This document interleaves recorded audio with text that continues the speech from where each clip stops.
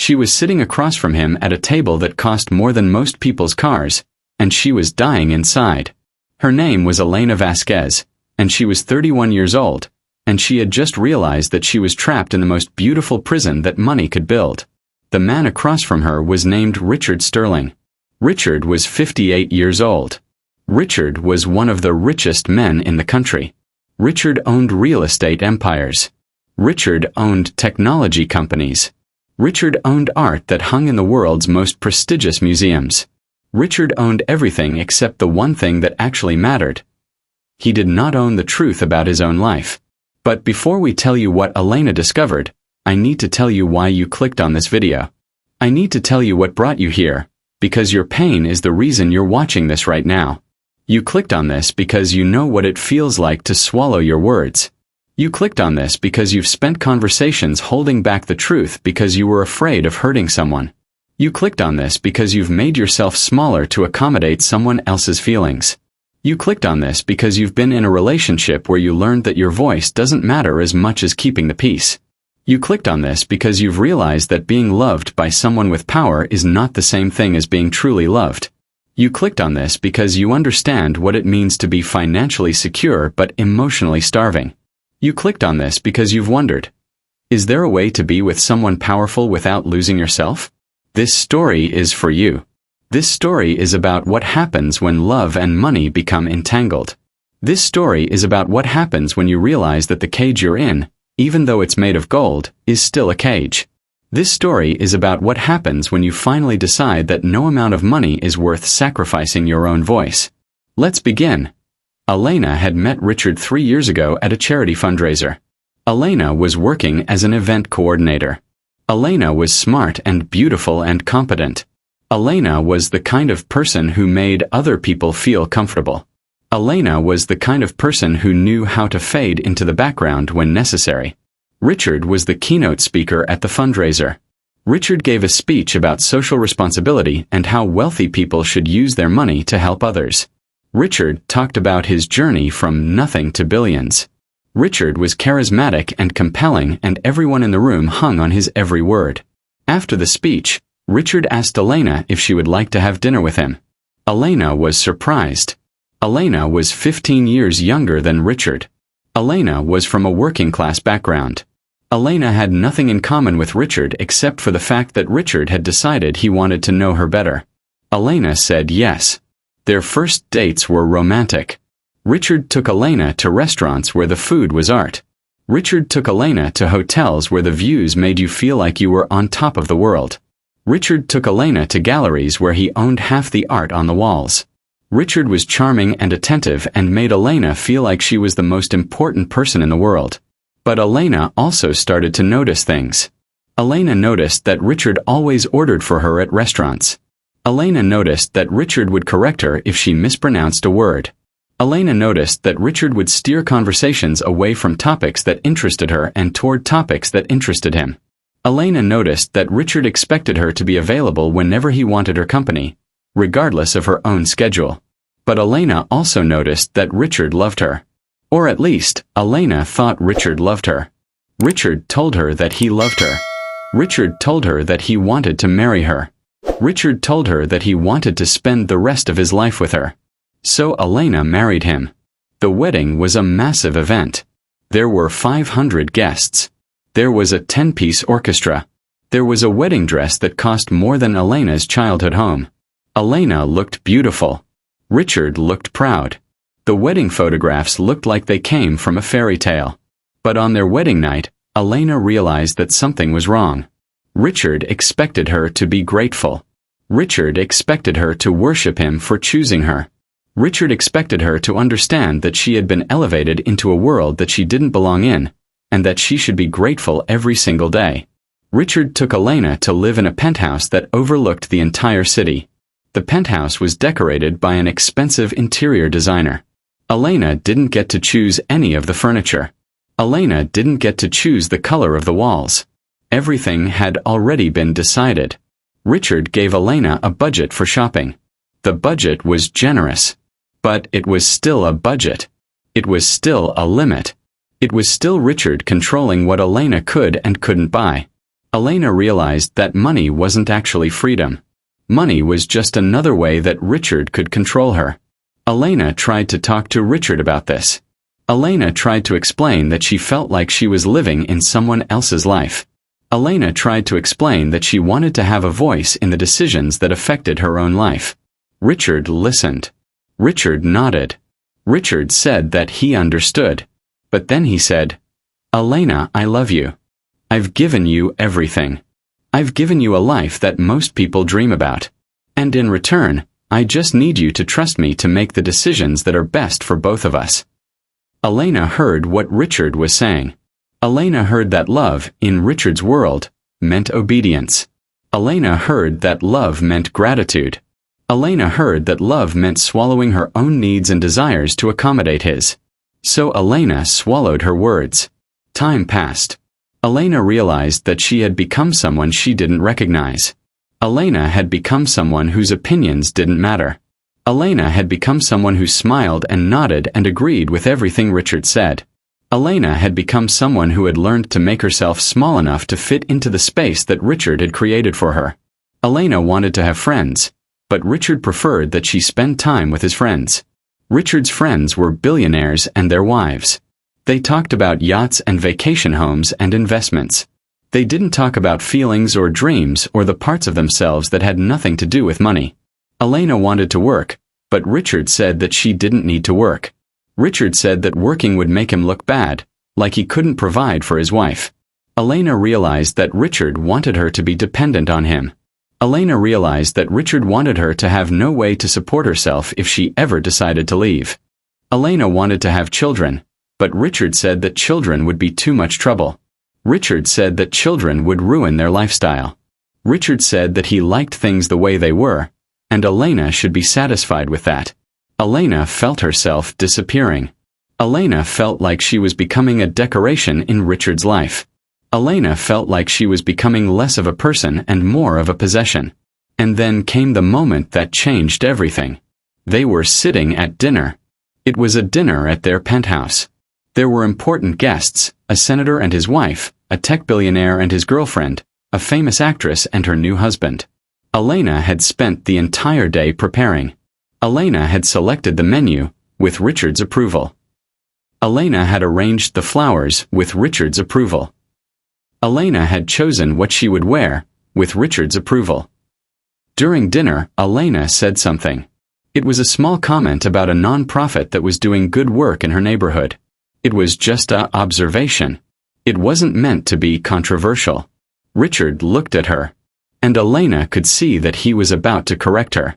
Elena could see that he didn't think her comment was intelligent enough. Elena could see that he was about to make her look foolish in front of the guests. So Elena did something she had learned to do. She sighed. It was a small, restrained sigh.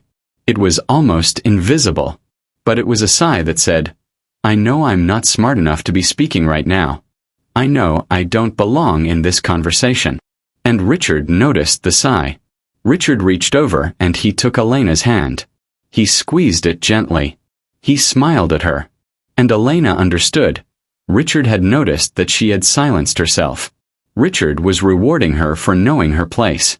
And in that moment, something broke inside Elena. Elena realized that Richard wasn't rewarding her for being wise. Richard was rewarding her for being small. Richard was rewarding her for disappearing. Elena realized that no amount of money was worth this. Elena realized that she would rather be poor and have a voice than rich and be silent. Elena realized that she was living in a cage, a beautiful golden cage, but a cage nonetheless. That night, after the dinner guests had left, Elena went into the bathroom and she locked the door. Elena sat on the edge of the bathtub and she cried. Elena cried because she realized how lost she had become. Elena cried because she realized how much of herself she had sacrificed. Elena cried because she realized that the person she had become was not someone she respected. Elena looked in the mirror. Elena barely recognized herself. Elena saw a woman who had learned to make herself invisible.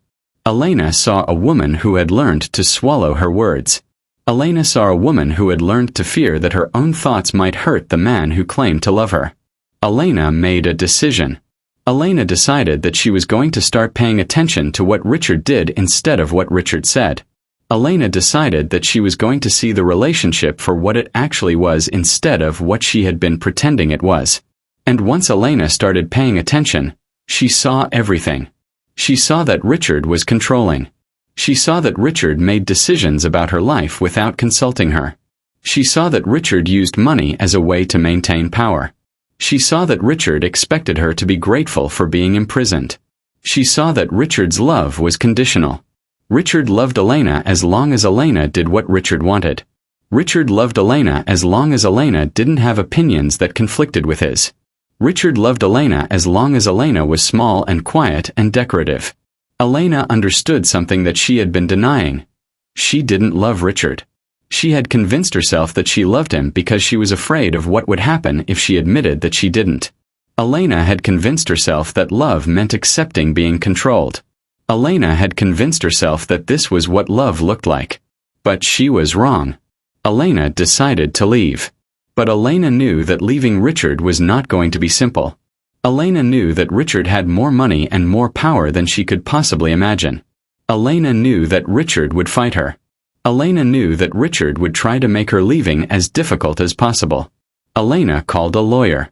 Elena's lawyer's name was Sarah, and she was a woman in her 50s who had handled divorces of wealthy men. Sarah was not surprised by Elena's story. Sarah had heard similar stories many times before. "He's going to fight you," Sarah said. "He's going to try to convince you that you can't survive without him. He's going to try to convince you that you'll be nothing without his money." "I know," Elena said. "But I'd rather be nothing and be free than be something and be trapped." Sarah smiled. "Good," Sarah said. "Because that's the attitude you're going to need." Elena hired Sarah. Sarah began the process of preparing for divorce. Sarah looked at Richard's finances. Sarah looked at the prenuptial agreement that Elena had signed before the wedding. Sarah looked at the assets that were jointly owned. The prenuptial agreement was heavily in Richard's favor. The prenuptial agreement said that if Elena left the marriage, she would be entitled to very little. The prenuptial agreement had been prepared by Richard's lawyers. Elena had signed it without fully understanding what she was signing because Richard had told her that it was just a formality, that it didn't mean anything, that she should trust him. But now it meant everything. Sarah sat down with Elena and she explained the situation. Sarah explained that Elena had very little legal leverage. Sarah explained that Richard could fight her in court and probably win. Sarah explained that Elena would likely walk away from the marriage with very little money. "That's okay," Elena said. "I don't care about the money. I just want to be free."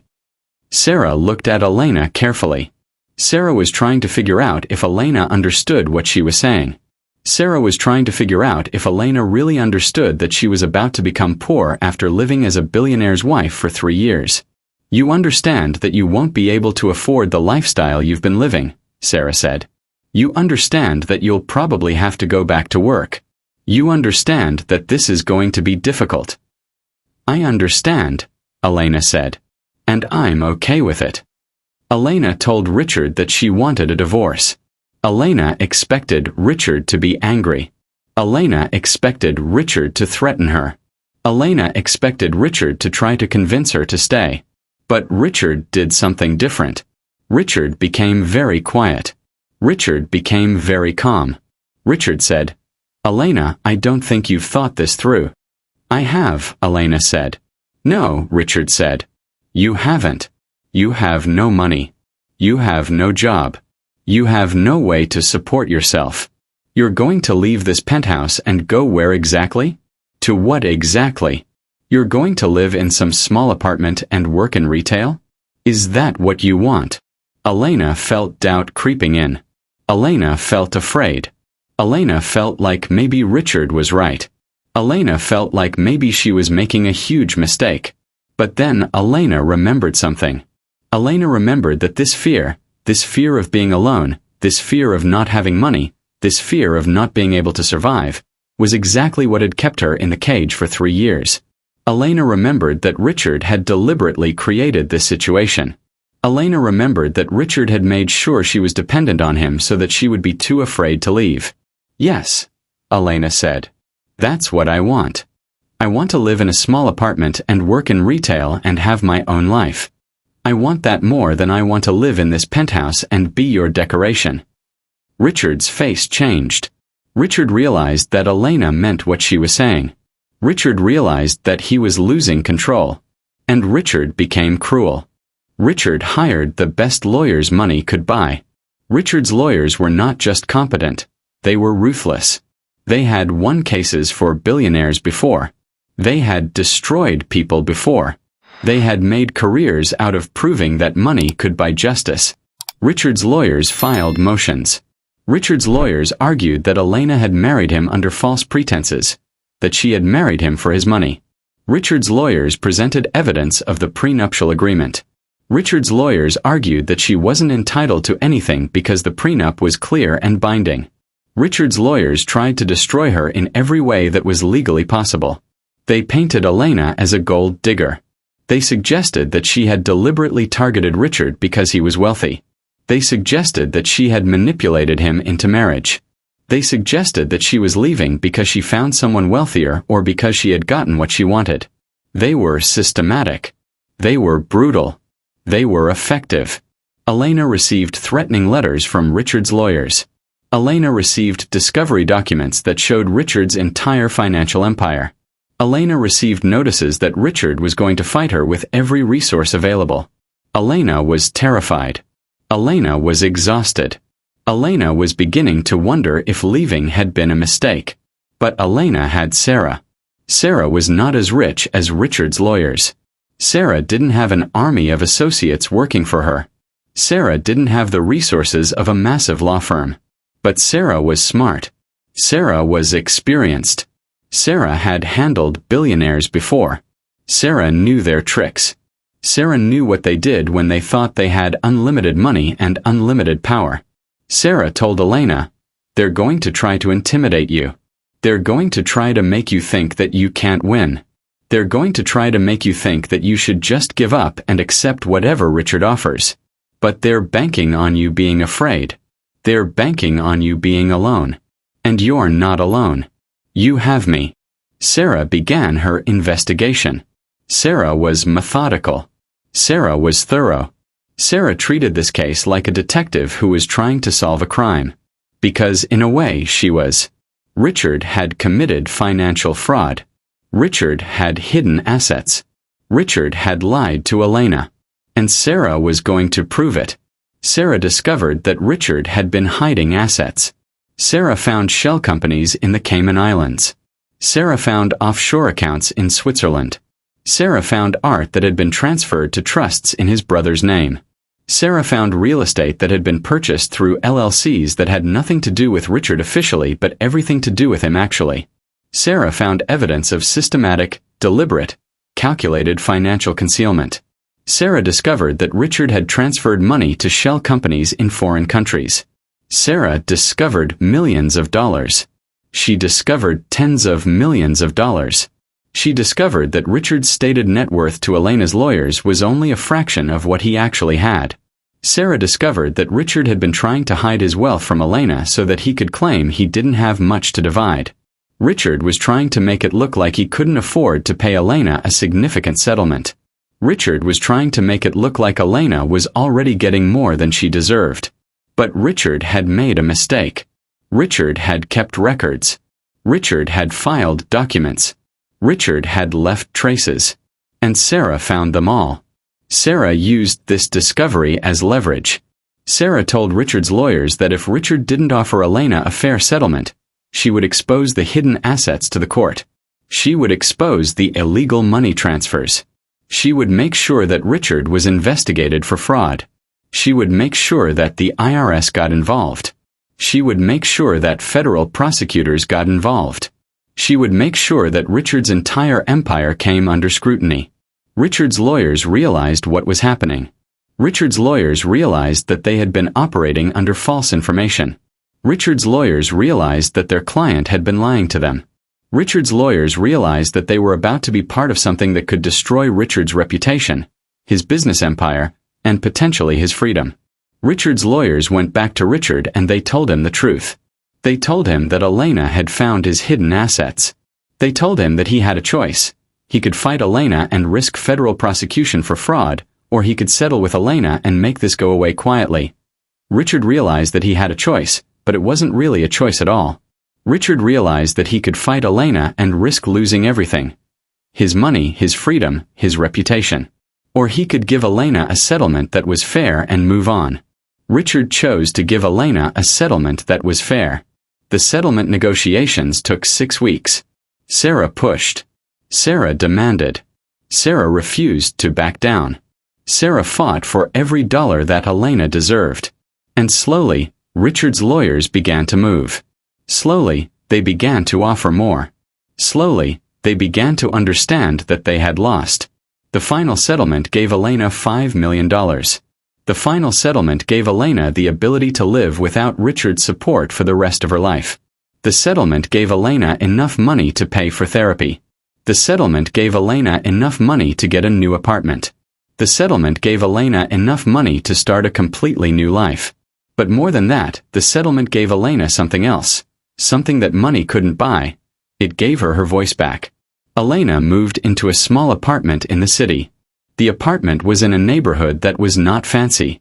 The apartment had creaky floors and old appliances and neighbors who were loud. Elena loved it. Elena loved it because it was hers. Elena loved it because she had chosen it. Elena loved it because nobody could take it away from her because it was hers and hers alone. The first night in the apartment, Elena stood in the middle of the living room and she cried. She cried because she was free. She cried because she was scared. She cried because she was 31 years old and she was starting her life over from zero. She cried because she had survived something that had nearly destroyed her.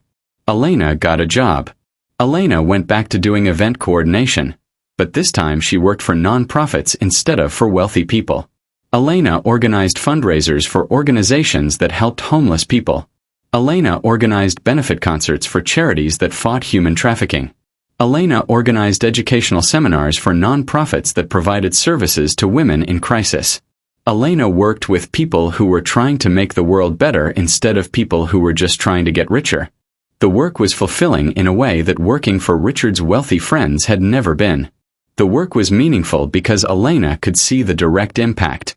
Elena could see the homeless man who got off the streets because of the shelter that her fundraiser helped fund. Elena could see the woman who escaped trafficking because of the non-profit that Elena's benefit concert supported. Elena could see the purpose. Elena could see that her work mattered. Elena also started therapy. Elena's therapist's name was Dr. Monica, and she specialized in working with people who had been in controlling relationships.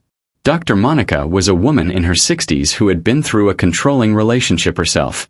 Dr. Monica understood. Dr. Monica knew what it felt like to learn that love and control are not the same thing. You're going to have to relearn how to trust yourself, Dr. Monica told Elena in their first session. You're going to have to relearn how to listen to your own intuition. You're going to have to relearn that your thoughts matter. This is going to take time. Elena nodded. Elena was ready for the work. Over the course of months, Dr. Monica helped Elena understand what had happened to her. Dr. Monica helped Elena understand that Richard's behavior was abuse. Just a different kind of abuse than people usually think about. Most people think of abuse as physical violence. Most people think of abuse as yelling and hitting and threatening. But Dr. Monica helped Elena understand that there are many forms of abuse. Financial abuse is still abuse, Dr. Monica told Elena. Controlling someone's money is a way to control their freedom. If someone can't access money, they can't leave. They can't get a hotel room. They can't pay for a bus ticket. They can't access resources that would allow them to escape. Controlling someone's money is a form of imprisonment. Elena understood. Elena realized that Richard had deliberately created a situation where Elena was completely dependent on him. Richard had made sure that Elena didn't have her own bank account. Richard had made sure that Elena didn't have her own job. Richard had made sure that Elena had no way to support herself. Making someone dependent on you is a way to ensure they won't leave, Dr. Monica continued. It's a control mechanism. It's a way to maintain power over another person. And it's abuse. Elena understood that what Dr. Monica was describing was exactly what Richard had done to her. Richard had been methodical about it. Richard had made sure that Elena was trapped. Creating an environment where someone is afraid to speak their own thoughts is a way to maintain power, Dr. Monica said. When you learn to fear your own opinions, when you learn to keep quiet because you're terrified of hurting the other person, when you learn to make yourself small to avoid conflict, that's abuse. That's psychological abuse. That's just as damaging as physical abuse. It just leaves a different kind of scar. Elena started to cry. Elena started to understand that she wasn't weak for staying with Richard as long as she did. Elena started to understand that she wasn't stupid for not seeing what was happening. Elena started to understand that she had been systematically controlled and manipulated by someone who was much more experienced at these tactics than she was. And Elena started to get angry. But Elena didn't get angry in a destructive way. Elena didn't get angry in a way that consumed her. Elena got angry in a way that motivated her. Elena got angry in a way that made her determined never to let anyone control her again. Elena got angry in a way that made her want to help other women who were in similar situations. Elena started to speak her truth. Elena started to tell people about what had happened to her. Elena started to write about her experience. Elena started to understand that by sharing her story, she was giving herself back her power. She was no longer hiding. She was no longer ashamed. She was no longer allowing Richard's actions to define her as a victim. 2 years after leaving Richard, Elena was offered a job. The job was at an organization called the Golden Cage, an organization that helped women who had been in controlling relationships with wealthy partners. The organization had been founded by a woman named Catherine who had also been married to a billionaire. Catherine had also learned to make herself small. Catherine had also swallowed her words. Catherine had also realized that freedom was worth more than money. The organization provided housing for women who had just left controlling relationships. The organization provided therapy. The organization provided job training. The organization provided legal assistance. The organization provided everything that women needed to rebuild their lives after leaving controlling relationships. Elena was offered the position of Director of Client Services. Elena would be responsible for meeting with women when they first came to the organization. Elena would be responsible for helping them understand their options. Elena would be responsible for showing them that there was a way out, that there was a way forward, that there was a way to rebuild. Elena took the job. Elena became the Director of Client Services. Elena spent her days listening to women tell their stories. Elena spent her days helping women understand that what had happened to them was not their fault. Elena spent her days showing women that there was a way out, that there was a way forward, that there was a way to rebuild. The stories were heartbreaking. The stories were familiar. The stories were variations on Elena's own story with different details but the same fundamental truth. Women had learned to make themselves small. Women had learned to swallow their words. Women had learned to fear their own thoughts. Some of the women had been married to billionaires. Some had been married to millionaires.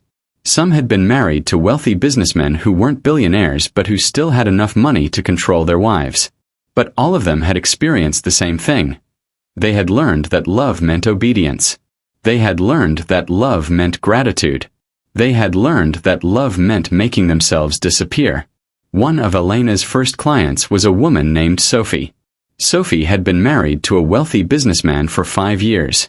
Sophie was 30 years old. Sophie had learned to make herself small.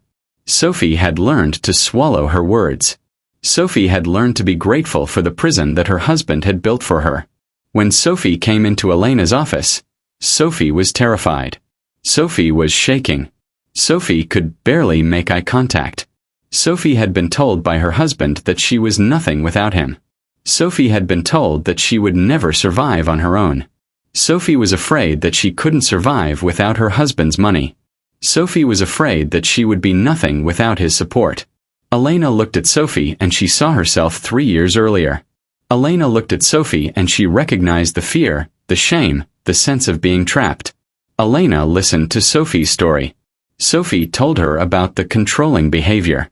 Sophie told her about the way her husband checked her phone. Sophie told her about the way her husband controlled what she wore. Sophie told her about the way her husband made all the decisions about their life together. Sophie told her about the way she had learned to keep quiet. And then Elena told her own story. Elena told Sophie about Richard. Elena told Sophie about the penthouse and the interior designer who controlled every detail. Elena told Sophie about the controlled budget. Elena told Sophie about the way she had learned to silence herself. Elena told Sophie about the moment when she realized that no amount of money was worth sacrificing her voice. Elena told Sophie about the day she left. Elena told Sophie about the fear that she felt. Elena told Sophie about the moment when she realized that she was terrified but also alive. Elena told Sophie about the fight with Richard's lawyers. Elena told Sophie about Sarah, the lawyer who believed in her. Elena told Sophie about the small apartment with creaky floors. Elena told Sophie about the non-profit job that was fulfilling. Elena told Sophie about therapy and learning to trust herself again.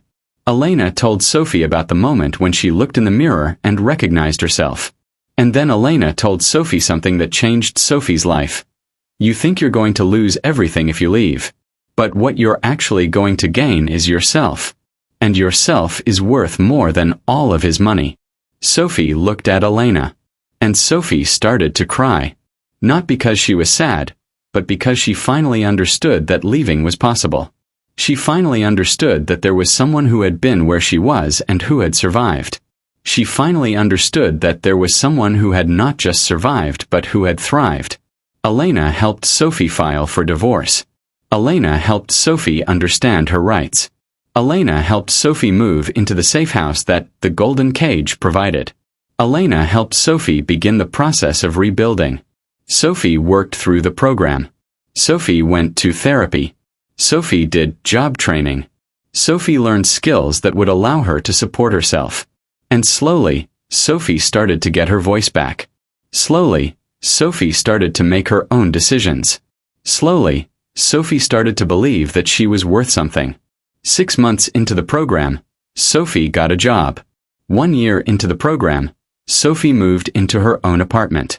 2 years into the program, Sophie was dating someone who respected her. 3 years into the program, Sophie was writing about her experience. Sophie was helping other women the way Elena had helped her. Elena watched Sophie transform and she understood the full meaning of what it meant to pass on hope. Elena understood that by helping Sophie, she was helping everyone that Sophie would eventually help. Elena understood that this was how change happened. One woman at a time, one story at a time. Elena is now 36 years old. She has been divorced from Richard for 5 years. She is the executive director of the Golden Cage. The organization now has locations in 15 cities. The organization has helped over 2,000 women escape controlling relationships with wealthy partners. 2,000 women have learned their voice. 2,000 women have learned their value. 2,000 women have learned that freedom is worth more than money. Elena also wrote a book. The book is called The Golden Cage: Understanding Financial Abuse and Finding Freedom. The book is a bestseller. The book has been translated into 12 languages. The book has helped thousands more women understand what is happening to them. The book has helped thousands more women find the courage to leave. In the book, Elena is honest about everything. Elena talks about what it felt like to realize that she was trapped. Elena talks about what it felt like to have her voice stolen from her. Elena talks about what it felt like to fear her own thoughts. Elena talks about the moment when she realized that she had to leave. Elena talks about the terror of leaving. Elena talks about the courage it took. Elena talks about the process of rebuilding. But Elena also talks about hope. Elena talks about the moment when she realized that she was going to survive. Elena talks about the day she moved into her small apartment. Elena talks about the first job at a non-profit. Elena talks about therapy and learning to trust herself again. Elena talks about the moment when she looked in the mirror and recognized herself. The book has won awards. The book has been recommended by therapists. The book has been taught in law schools as a case study about financial abuse. The book has changed lives. Elena is also in a healthy relationship with a man named David. David is a therapist who specializes in working with men who have trauma histories. David is not wealthy. David drives a 10-year-old car. David lives in a modest apartment. David is completely content with his life because his life is based on meaning rather than money. David sees Elena. David listens to Elena. David respects Elena's voice. David never tries to control her. David asks Elena's opinion on decisions that affect both of them. David wants to know what Elena thinks. David wants to know what Elena feels. David is genuinely interested in Elena as a person, not as a decoration or a possession. When Elena told David about Richard, David listened. David didn't judge. David didn't blame. David simply said, "That must have been terrifying. I'm glad you got out. I'm glad you're here." Elena and David have been together for 2 years. They have never lived together because Elena values her independence. Elena needs to know that she can leave if she wants to. Elena needs to know that she is choosing to be with David every single day, not that she is trapped with him. David understands this. David respects this. David never pressures Elena to move in with him or to make permanent commitments. Elena still thinks about Richard sometimes. Elena still remembers what it felt like to be imprisoned in a golden cage.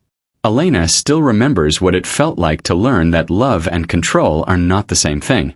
Elena still remembers the shame and the fear and the way she had learned to make herself invisible. But Elena is no longer afraid of Richard. Elena is no longer angry at Richard. Elena has forgiven Richard, not because what he did was okay, but because holding on to the anger was hurting her more than it was hurting him. Elena has forgiven Richard because she has realized that his actions say nothing about her value. His actions say everything about his character. Elena has learned something that she didn't know before, that money is not security. Elena has learned that money can be taken away. Elena has learned that money can be used as a weapon. Elena has learned that real security doesn't come from money. Real security comes from having a voice. Real security comes from being able to make your own decisions. Real security comes from being with someone who respects you. Real security comes from knowing that you can support yourself. Real security comes from trusting yourself. Elena's mother was proud of her for leaving. Elena's mother told Elena that she recognized the signs early. The way Richard had started to isolate Elena, the way Richard had started to control her decisions, the way Richard had started to make Elena smaller and smaller with each passing month. Elena's mother had wanted to say something, but Elena's mother was afraid that Elena would choose Richard over her own mother. Elena's mother was afraid of losing Elena. But Elena had made the right choice. Elena had chosen herself. Elena had chosen her voice. Elena had chosen her freedom. And Elena's mother was there to support her through every step. Elena's mother now volunteers at the Golden Cage. Elena's mother meets with women who have just left controlling relationships. Elena's mother tells them her daughter's story. Elena's mother tells them about the moment when Elena realized that she was worth more than money. Elena's mother tells them that if her daughter can do it, they can do it too. So here's what I want to ask you in the comments section. And I want you to really think about this because your answer matters deeply. This is not a casual question. This is a question that deserves your honest reflection. Have you ever swallowed your words to avoid hurting someone? Have you ever made yourself smaller to accommodate someone else's feelings? Have you ever stayed quiet when you wanted to speak? Have you ever realized that you were doing this because you were afraid? Afraid of conflict, afraid of anger, afraid of losing the person? Have you ever been in a relationship where your voice didn't matter? Have you ever been in a relationship where love meant obedience? Have you ever been in a relationship where you learned to fear your own thoughts because your thoughts might upset the other person? Have you ever noticed yourself becoming a smaller version of yourself? Have you ever looked in the mirror and not recognized the person looking back? Have you ever realized that you were disappearing? Not physically, but emotionally, spiritually, psychologically? Have you been controlled by money? Have you been kept dependent so that you couldn't leave? Have you had someone use their wealth as a weapon against you? Have you realized that financial security is not the same as freedom? Have you understood that someone can provide you with everything materially and still be starving you emotionally? Have you realized that you are with someone who controls you? Have you realized that the control is subtle but devastating? Have you realized that the person you love is also the person who is making you smaller? Rate this story from 0 to 10. Tell me if it resonated with you. Tell me if you've been in a controlling relationship. Tell me if you've learned to swallow your words. Tell me if you're still swallowing your words. Tell me if this story helped you see your situation more clearly. But most importantly, tell me this. What would it take for you to speak your truth? What would it take for you to stop making yourself smaller? What would it take for you to choose yourself? Because I want you to understand something fundamental, and I need you to really hear this. Your voice matters. Your thoughts matter. Your dreams matter. Your opinions matter. Your feelings matter. And no amount of money, no amount of security, no amount of love is worth sacrificing those things. Your voice is your power. Your voice is your identity. Your voice is what makes you human. Don't trade it for anything. Don't trade it for money. Don't trade it for security. Don't trade it for love. Because real love doesn't ask you to silence yourself. Real love celebrates your voice. Real love wants to hear what you think. Subscribe to this channel. Turn on notifications. Because there are so many stories like this one. Stories about control and freedom. Stories about people who have learned to swallow their words and who have learned to speak them again. Stories about what happens when you choose yourself over everything else. Stories about how finding your voice can save your life. And if you're in Elena's situation right now, if you're in a relationship where you've learned to be small, where you've learned to swallow your words, where you've learned to fear your own thoughts, where you've learned that love means obedience and gratitude and disappearing, I want you to know, there is a way out. It won't be easy. It will be scary. It will feel impossible. But it is possible to reclaim your voice. It is possible to rebuild your life. It is possible to become yourself again. You are not trapped forever. You are not powerless. You are stronger than you believe. You are worth more than you've been told. Your voice is worth everything. Don't trade it for anything. Not for money. Not for security. Not for love. Because there is a kind of love that will let you keep your voice. There is a kind of love that will celebrate your voice. There is a kind of love that will want to hear what you have to say. Don't settle for less. You deserve more. You deserve someone who sees you. You deserve someone who listens to you. You deserve someone who respects your voice. Your voice is your freedom. Choose it. Fight for it. Keep it. I'll see you next time.